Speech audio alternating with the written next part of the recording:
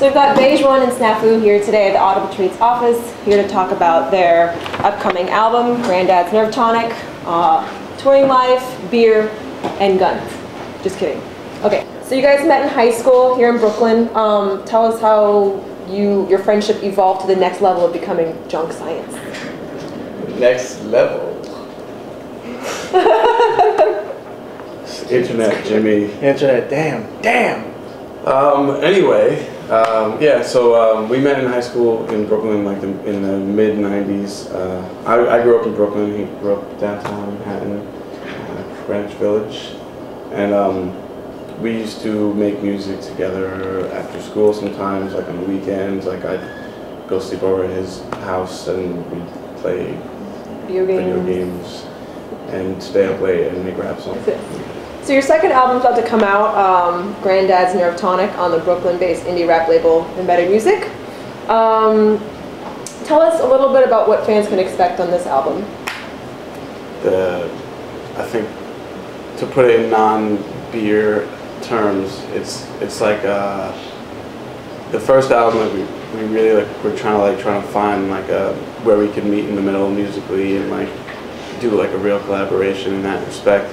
But this time around, like, we started off the album making process already knowing where we could be in the middle. So we didn't have like the same kind of arguments and like, you know, like creative like head banging that like, you know, we had in the first album. We had to like, remember there was music that we made for the first album where I was like, this has to be on the album, and Snafu was like, no, and I had, you know, lyrics where I was like, this is what really matters to me, and he was like, yeah, but it doesn't really fit the vibe of the group. We had like, there were conflicts, you know, like creative conflicts, but I think this time around the music making process was actually really easy because like he'd make a beat and he'd say, this is a junk science beat or this is not a junk science beat, and I would agree with him. Like I understood, you know, where he was coming from, and we were able to see eye to eye like on that level, on a creative level, which I think is really important. And like, you know, as far as like being a group,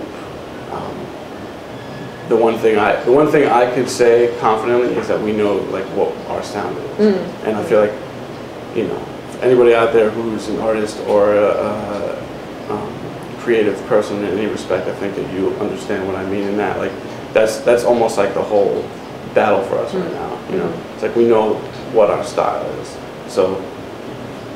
The challenge, I guess, will be from now on, like figuring out how to like change that and like still see eye to eye, right.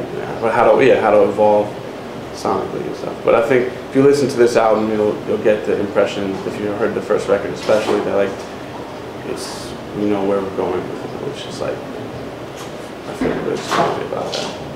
Cool. And what is that sound if you had to describe it? It's good. Dusty, warm, honest, little eclectic. Little like left field, I guess, for some people. Yeah, but also very straightforward. Right. Yeah. Kind of like both at the same time in some ways. Like quirky? Yeah, like quirky. Quirky, sure. Like I try like from a lyric standpoint, and I try to come very straightforward, and like the delivery is really easy to understand. Right. Like I've never really been a fan of. I'm actually a fan of like abstract delivery, but I can't do it. I feel like I'm not able to get my point across. I sort of want people to understand what I'm saying off the bat, and so I intentionally sort of keep things simple in that respect. I think that matches well with like where the music comes from. It kind of gives it like a more conversational, relaxed vibe. Okay, speaking of your sound, we've got the one of the most favorable feedback I've gotten from the song Jerry Maguire, which is the anthem that encourages people to quit their dead-end jobs with their asshole bosses. Or quit your good job. Or quit your job. So why don't you explain a little bit about that inspiration behind you mind if I take this one? Go for it, yeah. This is, this song... You also claim that your title is the Pied Piper of Unemployment, so that's also kind of interesting. So trying to have that be like, like I'm trying to be like how R. Kelly's the Pied Piper of R&B. I want to be the Pied Piper of unemployment, but without the PP. weird connotations of that on an R. Kelly level. You know what I'm saying?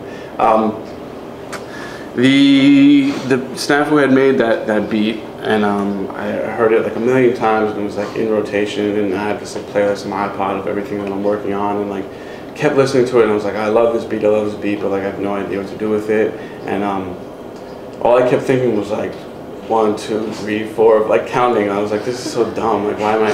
Check it go 1, 2, 3, 4, 5, 6, 7, 8, 9, 10, 11, 12 reasons you could never tell when and how that you should quit your job. That's why Baje is on the case. I'm here to fix your problem. Number one, we don't pay And then I was like, oh, I might be biting that AC Alone song off Accepted Eclectic, which is like one of my favorite records, and he was like 5, 10, 15, 20, 25, 30, 35, that whole thing. And but then I was like, oh, I'm not biting it because he did it multiples of 5.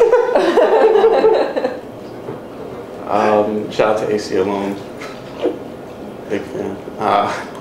Anywho, roundabout way to get to that was, then I, during the process of listening to that beat, I had this job that I really hated, and I was working for this boutique market research company, and hi Teddy, is my old boss. We've since reconciled, but I really was in a place where I was just like, I can't, this is not work that I can do. I was like losing my mind, doing the 9 to 5 / 9 to whenever the job is done attitude, and like work just had no creative angle to it at all, and I can't do that really. So anyway, this is getting long-winded now, but I needed to quit my job, and so I kind of wrote that whole thing as like a way to feel better about it, and then I quit my job. Have you actually inspired anyone to? I've inspired quite a few people to quit their jobs, actually. Good thing or bad thing? It's a little bit of a good thing, it's a little bit of a bad thing. Do you feel like God? You're playing God? No, not at all. No God complex.